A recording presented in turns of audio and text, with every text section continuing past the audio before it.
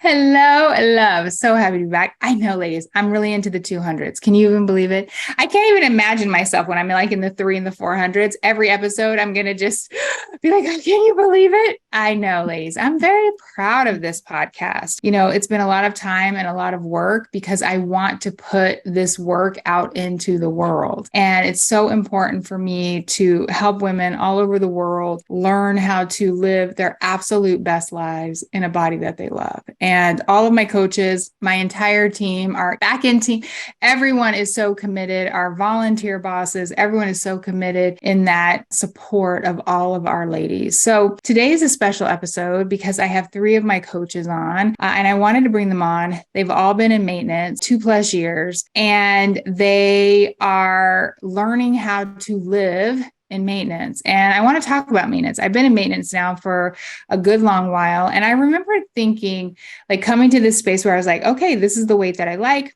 This is the body that I like. I feel good in this body. This is where I want to be. I talk a lot about natural weight, not a weight that someone has given me. It's a weight that I decided that I feel good in, that I like. And that's what I teach. Being in maintenance for all of these years, I think I always just wanted it to be easier. It is easier. There are lots of pieces that are easier for me. And today, what I want the ladies to share is for those of you who are approaching maintenance, some tips and tools, but also those of you who maybe you're starting your journey. I want to show you just some hope, some, different things that can even help you now, no matter where you are in your journey. So I want to kick us off. And I was thinking about this. And one of the things that has really changed for me when I think about living in maintenance is my relationship with food. Being able to look at something, have a thought, ooh, that looks good. Ooh, let me order those crumble cookies, right? Having that thought and then following it up with, all right, you could have them, but you don't want them. They're not on your plan today. It's all good. And not having a ton of negotiations. Before, I would have all of these negotiations. I would have all of these like back and forth. I would think about this for hours. And then sometimes I would order the cookies. And so this freedom of not having to negotiate with myself, knowing that I'm still going to have thoughts like that. If I see a good jelly donut, ladies, I'm going to have a thought like, ooh, that would taste good. That thought is there. I just now have a secondary thought. And the secondary thought is one that I have developed over time. When I started this work and I saw the jelly donut, I'd be like, oh my God, I got to eat the jelly donut. Now I have the thought of, I don't know. It's not on my plan. It's good. I could eat it if I really wanted it, but I don't really want a bellyache. Donuts give me belly aches, right? I just can talk to myself kindly and just in a way like, oh yeah, I'm good. For me, that is the freedom and maintenance. We think we're going to just change our thoughts and we're never going to have these old limiting thoughts that we had before. And it's just not the truth. I'm always going to be transparent with you. You're still going to have thoughts. These thoughts are going to enter. You just have a secondary and third thought that really can help you. So we're going to go to Coach Kelly. And Coach Kelly, you've been in maintenance now over 2 years. First, what has been different about this maintenance than other times in your weight loss journey? As you were talking, and it is about that relationship with food. And as you go through this process, you think this is never going to happen for me where I don't want it. Like it was just such a foreign thing when Shannon would talk about, you get to a point where you make that decision. I just don't want it. But it does happen when you trust the process. I can remember when I first started, and maybe it was in week 3, and I had kind of a bad weekend. I overate. It was like Saturday night, and I was like, screw it, I'll just start over on Monday. And I was like, I don't need to ever start over again. And that was very pivotal for me in my journey of, I don't have to start another diet again. I wrote my plan Sunday morning and continued on. So there's none of this, I failed, so now I have to quit. Because it only gives you that relief for that one little moment. And then you're back to, okay, where am I at? And then the other thing that I think has helped me in maintenance is really slaying the scale. Because I think as women, we are so tied to that scale. I was coached on what my natural weight was, I thought I needed to lose 15 more pounds, and just really got to the point that I liked where I was at. I liked my curvy figure. I liked the way the clothes are fitting. I just wanted to firm up a little bit. And so it's that slaying that scale of that's the only thing that I can tell that I'm being successful. There's so many non-scale successes. Mm. And then the last thing I think is just talking to myself. Shannon does such a beautiful Healing You series on healing your relationship with food and yourself. And looking at a picture of yourself as a baby, and would I talk to myself? Would I treat my younger self, this picture of me as a baby, would I treat her this way? Would I talk to her this way? Would I be that, person to this little baby that we are? I've really talked to myself and asked myself questions like, what's happening right now? Like Sharon had said, what's my next best action right now? And talking to myself like I would a close family member. And so I think we really forget about that self-talk. Yeah. Really, Kelly, I tell you, the way that I talk to myself is different. And ladies, this is important. It's not that I don't have a negative thought. It's not that I don't have, an old thought that comes in. It's just now I do know how to talk to myself differently. I do know how to follow it up. No, it's so good. So, Coach Sharon, when you think about maintenance, you've been in maintenance now, well, 3+ years. Yeah, I think so. You've been able to maintain your weight. What is a couple ideas or thoughts or things that have really kind of helped you through? Because you have lost weight before, right? You were on the diet roller coaster like all of us. What's different this time for you? That I don't have to restrict. I can eat whatever I want, and I decide what feels good to me. If I want something, I can have it. And I used to have the worst time trying to walk through the bakery or go down the snack aisle because it'd be like calling me. It's like, Sharon, you got to eat me. You got to eat me. Now I can go straight through. I don't even have a thought about it. Food is the least on my mind. And if I have that urge, if I see something and I say, ooh, looks pretty good, I say, am I really hungry? Do I want those negative consequences of eating it? Yeah. My thoughts about food and how I feel about myself have really changed. Being in maintenance, it's still work. You still have to do the work. Just because you got to your natural weight doesn't mean the work stops. Yeah, that's so good. You have to keep going. Yeah, that's a true fact. I love that you share that, Sharon. Look, ladies, in our brains, because this is how we're wired, we want it to be easy. Like, please, it's just got to be easy. This is easier. It does feel easier to me, but I still do the work. I still have to show up. I still have to talk to myself. I still have to take a breath. I love making my realistic plan, right? So like it's starting to change the way that you think and start to love the process. I think that for me too was different. I started to like change the way that I thought about the process.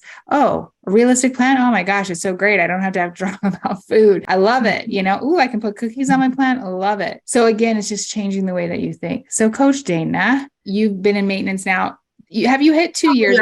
You're couple years. Yeah. Couple years. Yeah. And tell the ladies one thing that has just really helped you or that has been different about being in maintenance now versus before. Well, I have to say, honestly, I was never in maintenance before. Before I joined you, once I lost weight, it could have been 25 or 30 pounds or whatever it was. As soon as I thought about, I've hit it, this is it, I would go back to doing things exactly like I was doing before because I deserved it.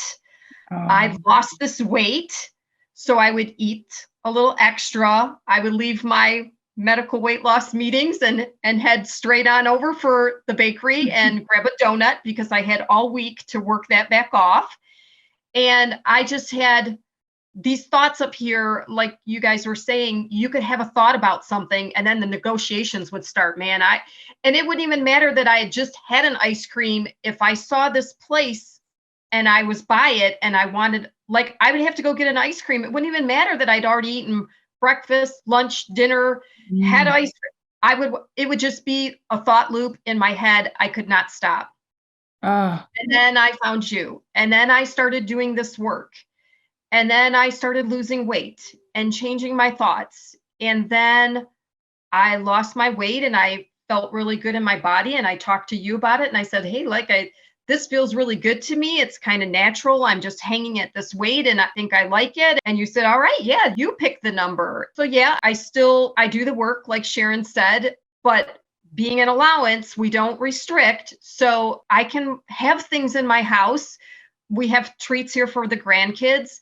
It doesn't bother me. It doesn't take my attention. I start thought looping about it.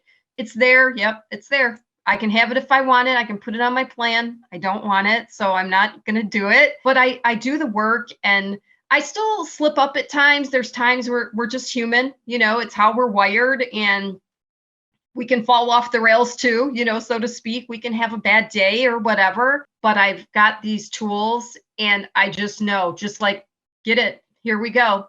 Write that realistic plan, follow my plan, get in my water, and I'm right back on track. I mean, it's just been, I know it's silly to say, but it's easy because I just have these tools and I've just been doing this work. And so it's just like a new habit for me. This is just neural pathways in my brain. This is what we do now. This is going on 2 years now that I've kept this weight off. And I still think, how am I doing this? I don't know. Because I still eat things that I like. I don't know what else to say about it. Yeah. Dana. So you just took me right into my next question. Any of you could answer this because when I very first started, I have this story about how I would go to our favorite Mexican restaurant and I would get 3 plates of food. Like when they would bring me my dinner, it came out on 3 different plates. Now I get what I order at the Mexican restaurant, I get it. And I have 1 plate and I don't eat, I never can finish it. Right.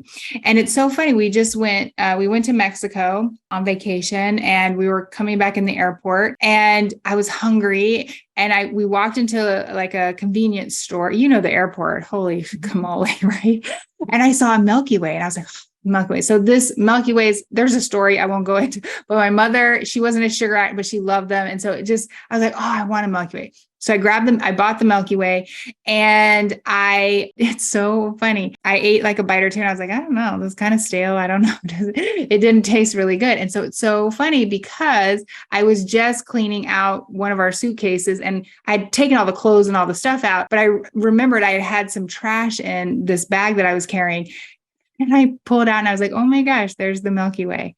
And I tell you, ladies, there was a day where I was never leaving a Milky Way. You know what I'm saying? I was never leaving half that Milky Way, 3/4 of that Milky Way in the thing. And I had just bought I didn't buy the king size. I just bought the small one. And so what my question to all of you ladies is when you first start and you look at your realistic plan, I think ladies struggle because we're like, no, put all the things you're eating. And then they're like, well, how am I going to lose weight? And so your realistic plans then, your realistic plans now look different. How have you worked through thoughts around eating less? What I noticed was as I sat and ate my food, I was just really tuned in to listening to my fullness signals. And so I just kind of started, we have the 1 bite challenge. And so I just started noticing that I was leaving food on my plate. And then I just said, hey, I think I can cut this sandwich in half. And then it was a whole thing yeah, I don't even need a whole sandwich anymore. So it just seemed like a natural progression.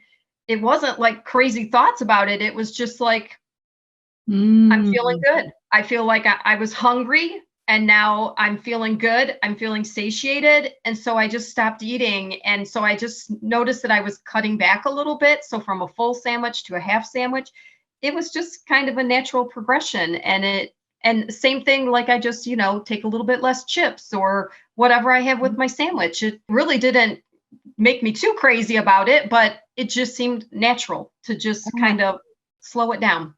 I love that you say that because I want you ladies who are at the beginning of this or you're in the middle of this and you're rah, I want you to hear this because what Dana said is so Because at the beginning, we start worrying about, oh my gosh, I'm going to eat less. I can't eat these foods. Da, da, da, da, da. I just want to tell all of you, that's not what happens. I have 3 ladies who are in maintenance, and all of them I know eat cookies, eat breads, eat carbs, eat all the things. How they did it was they met themselves where they were and then did this process so that they could lose weight and heal their relationship with food. All of them did it on different timelines too, and during different stages of their life. So, Kelly, what did you want to add? I just love the word that Dana used. It's a progression, right?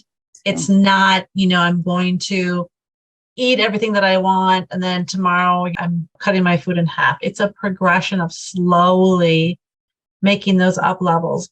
But I think for me, it was more about, I was very diety in the first part of my plans because I was on another diet, right? I had that whole restriction attitude that if I restrict, then I will lose weight. Just like Shannon has always said, just have to trust the process. That if you meet yourself where you're at, then you can progress all the way down to what you really want to eat. And I think that's what we're talking about. We eat so automatically, we don't even know what we're eating. And so it's a progression of, I had to add on food because if you restrict, you're going to binge, you're going to want it. And so it's that whole allowance of, I can have it. I think it's the whole thing with resistance too. If you allow yourself to have it, it clears up that drama. And then you get to the point, I just don't want it right now. And I really, really, truly didn't think I would ever get to that point because I had all the thoughts. I deserve it. I can't waste this food. The triggers, all of it. It just becomes a progression of allowing yourself that food so that you can heal your relationship with food.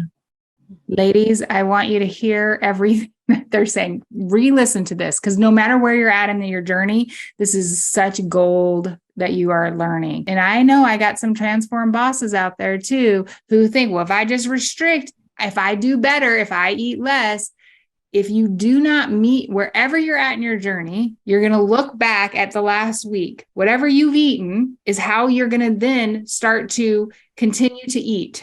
You're not going to just stop eating and, because what Kelly said, you will then binge.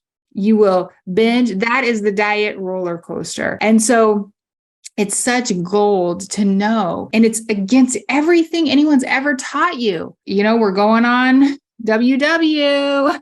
Let's clean out cabinets. I'm going to go to the store and buy healthy food. I'm going to do all the things because I'm going to be perfect. And then I can't tell you, I've thrown away thousands of dollars of salad in my lifetime. Really, truly. I think I'm going to cook the things and do the things and suddenly become a meal prepper. Ladies, I just want to make a public announcement. I will never be a meal prepper. Some of you are, and you love it. Is not my gig. Is not my thing. And so I had to let that go. This wasn't who I was. Some of you ladies love it. God love you. But for me, it's not. And so I think through this process too, you get to figure out what works for you and what doesn't. It's good. Sharon, anything you want to add? For me, I know when I first started, I was realistic. I posted my plan right out there as to what I ate. And everybody's like, whoa, you eat all that? It's like, I even thought that in my brain. Yeah, I eat all that. And then as I was working through the process, I'm sitting there and I got my plate in front of me and I start eating. And I really started slowing down and paying attention and started asking myself questions. Am I really hungry? Do I need to finish that? I was part of the Clean Plate Club. Yeah. I was always told, starving kids in Africa, we're going to send the food to Africa. If you got to finish your plate. And I remember a statement, and it stuck with me. You had said it's either waste on your waist or waste in the trash can. And ever since I heard that, it's like, well, I'd rather throw it away than have it wasted on my body, because your body does know what it needs for fuel and how much food it really needs. Yeah. Just pay attention to it.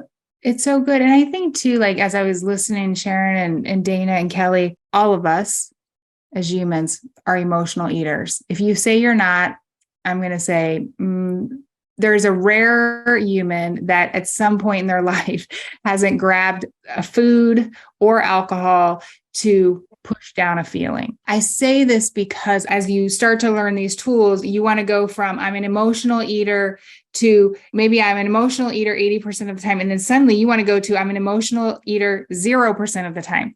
I just want to like relieve you of that too.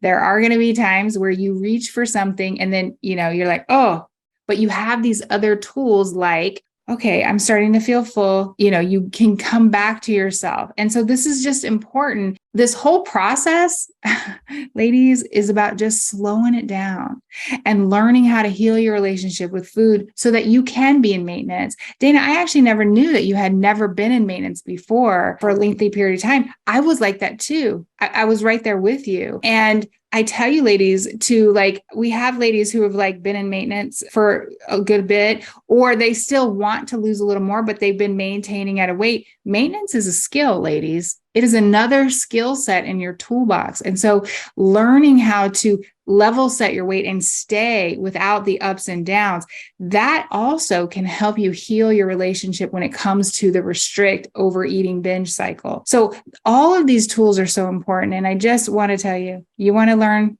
this work, you want to come and join us in Transform Boss. You want to take it deeper, come join us in Transform Boss. You can go to jointransformboss.com. It'll have all the information for you. And, we'll just love you up. I know for sure. And first, I want to thank all the coaches, beautiful, all of you ladies, and thank you for sharing all your expertise and your journey and being so vulnerable with our audience. And I love you ladies. I love all of you ladies, and have a beautiful evening, and I'll see you next week. Bye for now.